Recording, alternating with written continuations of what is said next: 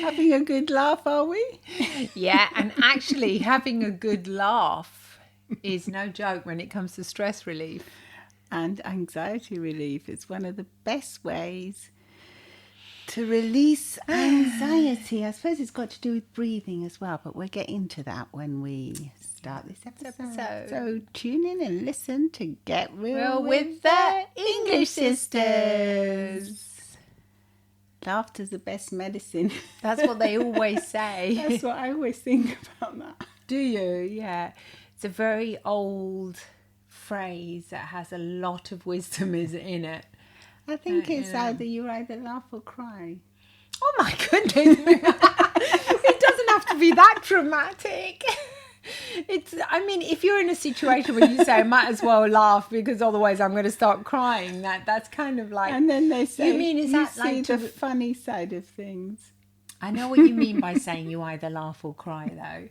Because you mean if you're in that kind of a situation, in a pickle, when you're feeling anxious, there are two ways to relieve anxiety, and that's laughing or crying. I hadn't actually thought about that. Yeah, when you cry, you do also relieve anxiety, as long as it's for a limited amount of time. Yeah, the tears are actually helpful. I think it's got to do with the breathing, because when you're laughing, you're breathing in a different way to when you would normally be breathing. If you're anxious or tense, you'll be breathing really rapidly and shallow, wouldn't you? Yeah. And when you laugh, you instantly have to take deep breaths.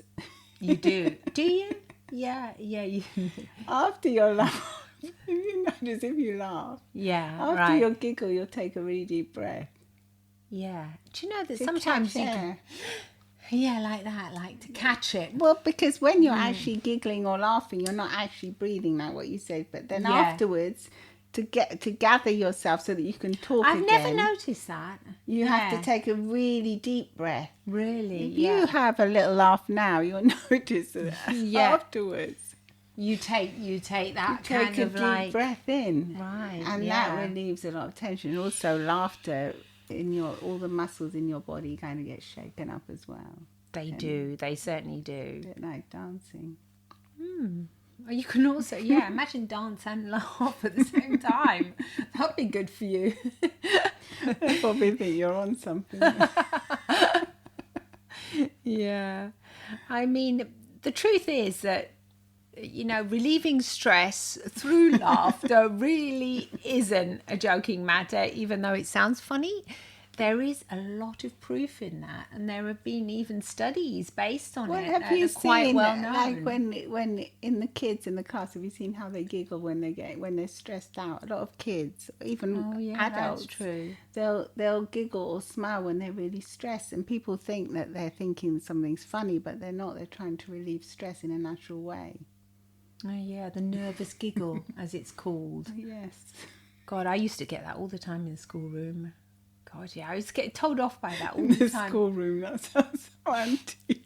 It was antique. You're from like 101 years old. Wasn't it called a schoolroom? What were they called? Classroom. Oh, sorry. Okay, class. It's a bit of a laugh. Maybe, it's classroom. Yeah, classroom and schoolroom. I'm watching a program on Einstein, and you sound as if you come from that generation. I'm not that old, but anyway, the school. Okay, you're supposed to be a year younger than me, so if you're that old, I'm even older then.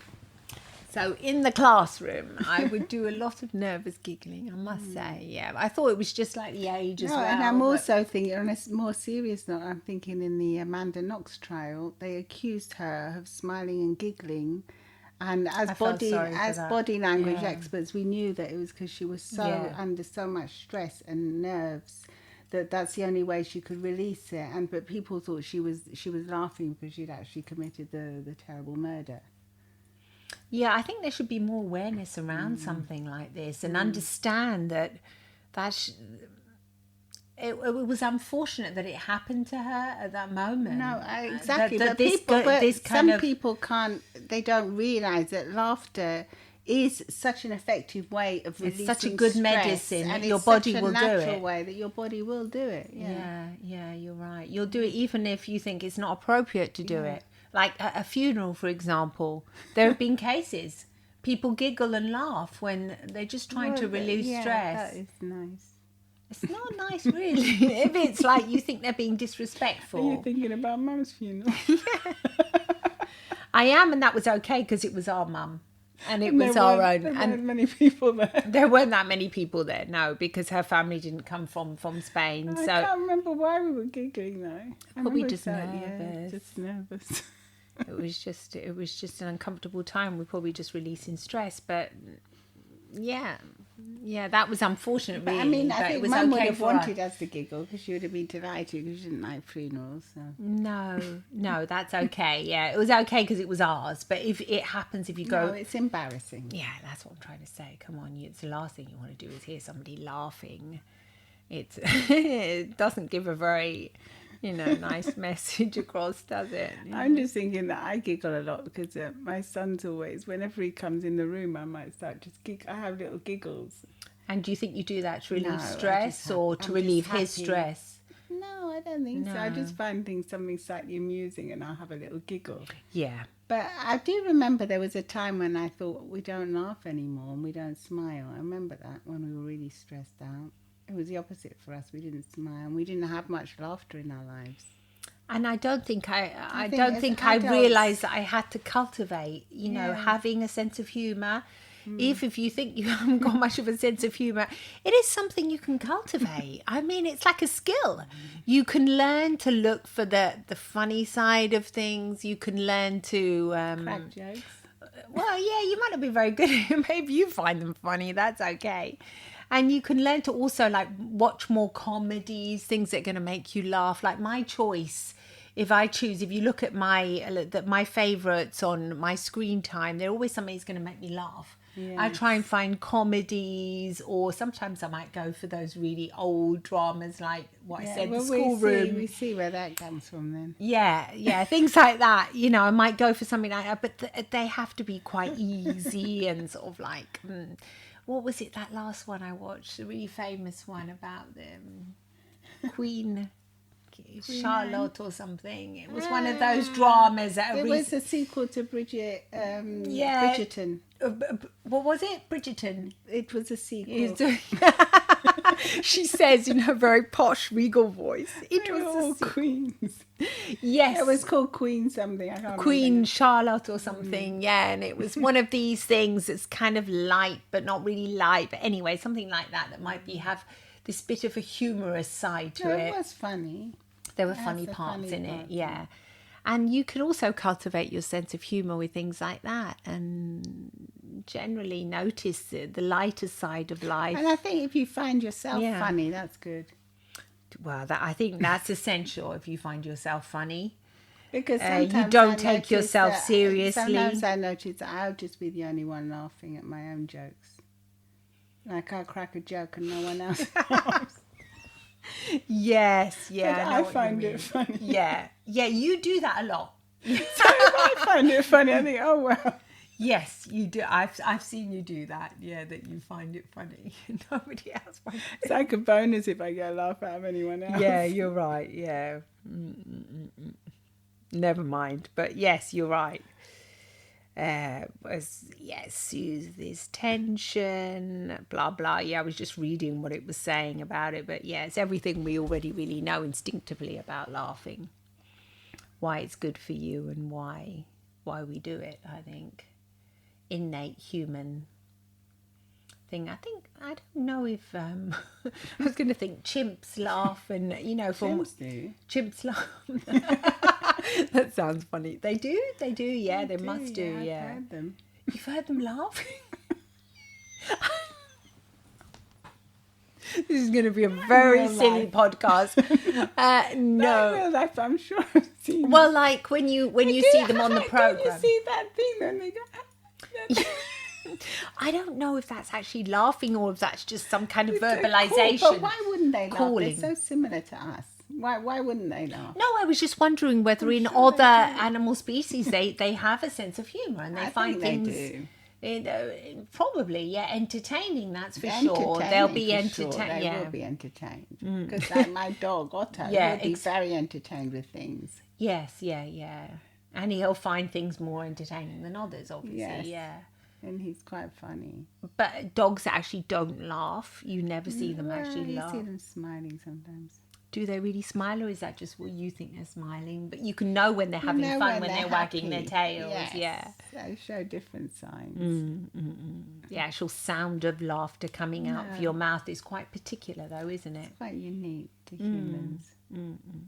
And it'll happen in any language, which is lovely, isn't it? Well, it's universal. Yeah, so no matter wherever you are, you know, that's one trait we have in common with everyone. People understand laughter. They do, they understand. Even though in some cultures it's very rude to laugh in certain occasions. Well, so is it in our culture, in the Western culture.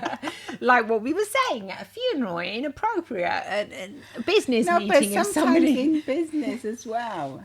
Well, in business, yeah, of course. I was thinking of our friend and colleague Paul Boros, who has a humourology podcast. Right, yeah. And he actually talks about how important humour is in business, and how companies and businesses should learn to cultivate humour and encourage humour in everyday meetings. Really? Yes. So it becomes how would they encourage company it? culture. Do you remember, like, when like 20 years ago, we used to say you can't smile or laugh because people get the wrong idea. They think you're like fickle, or that you're not taking things seriously. That was more here in Italy. Yeah, when we first, but everywhere, everywhere it's a bit like that. You have to kind of show a serious face when you're doing certain things. Yeah.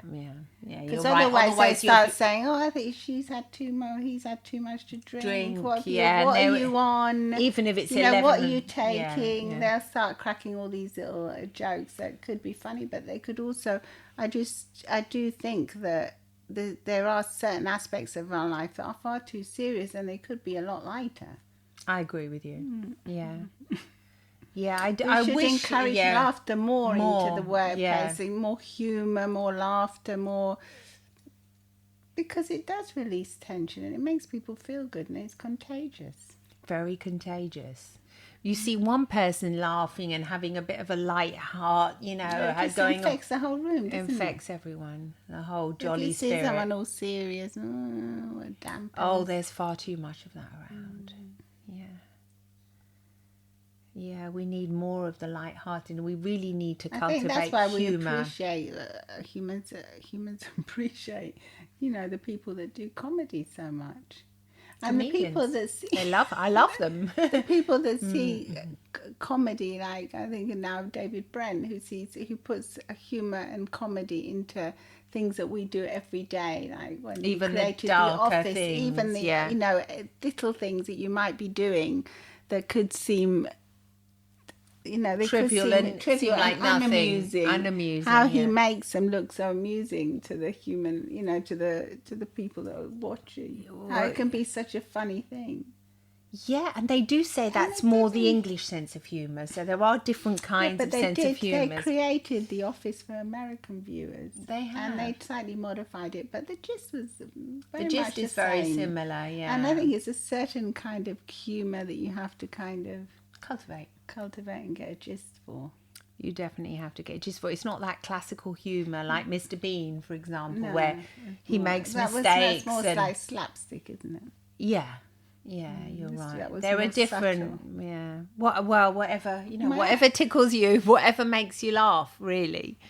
The important thing is to cultivate it, and I think it's to cultivate wearing a smile on your face as well, even when you don't feel like it.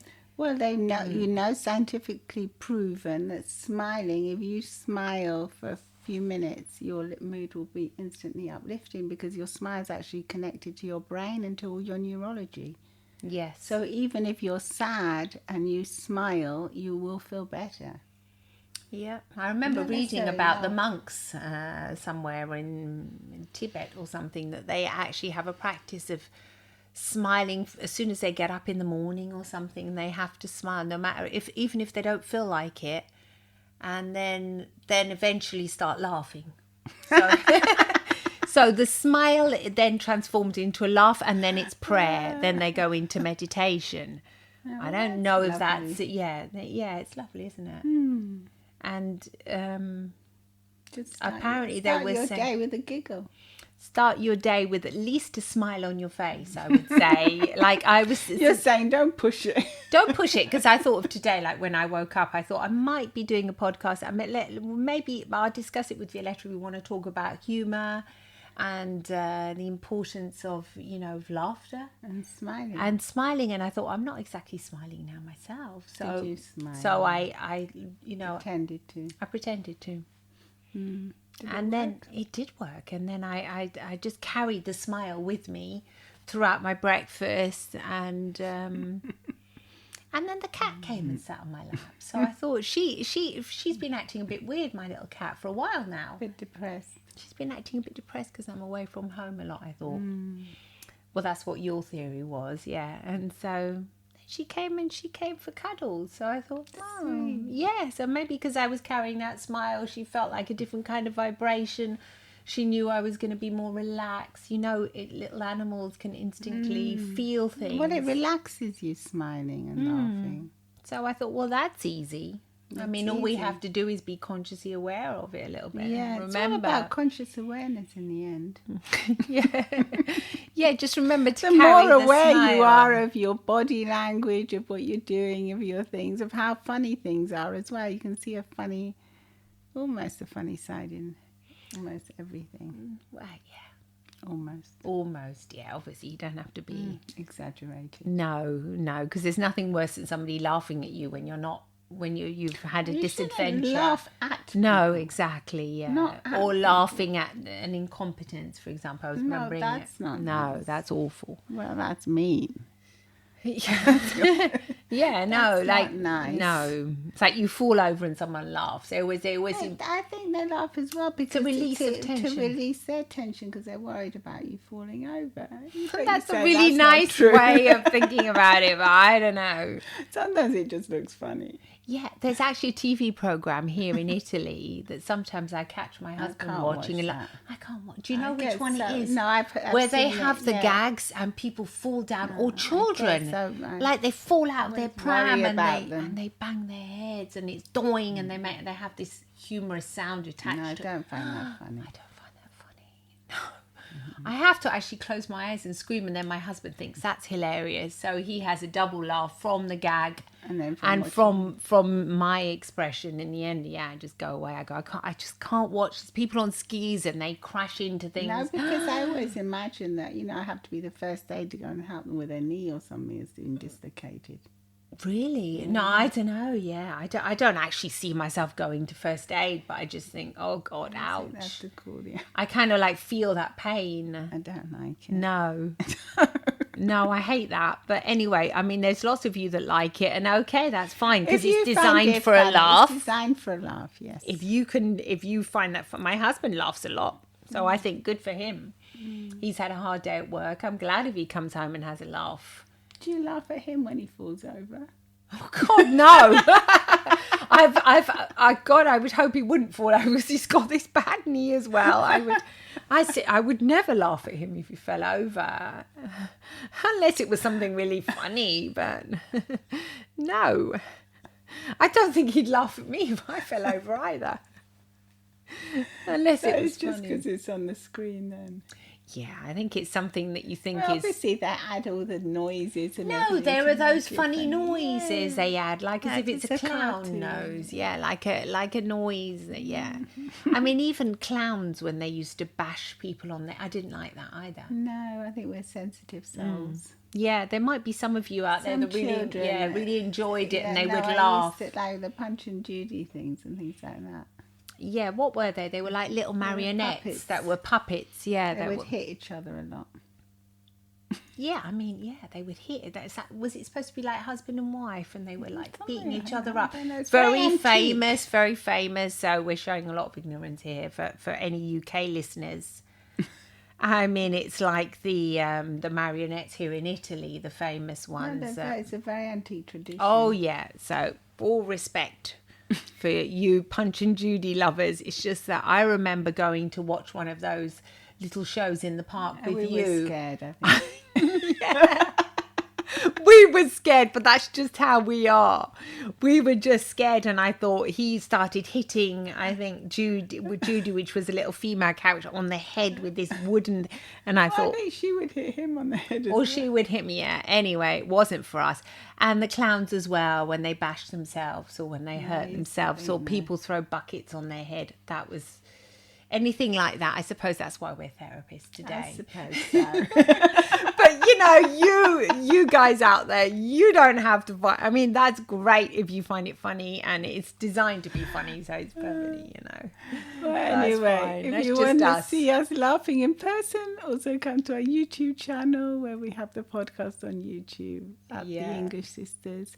And please do remember to subscribe and follow us wherever you get your podcast, and have a fun week. Have a fun week. It's not that funny. Yeah, and remember to carry that smile with you. So we want to see lots of smiles and laughs in the comments. Lots of love and smiles from the English Sisters. Bye-bye.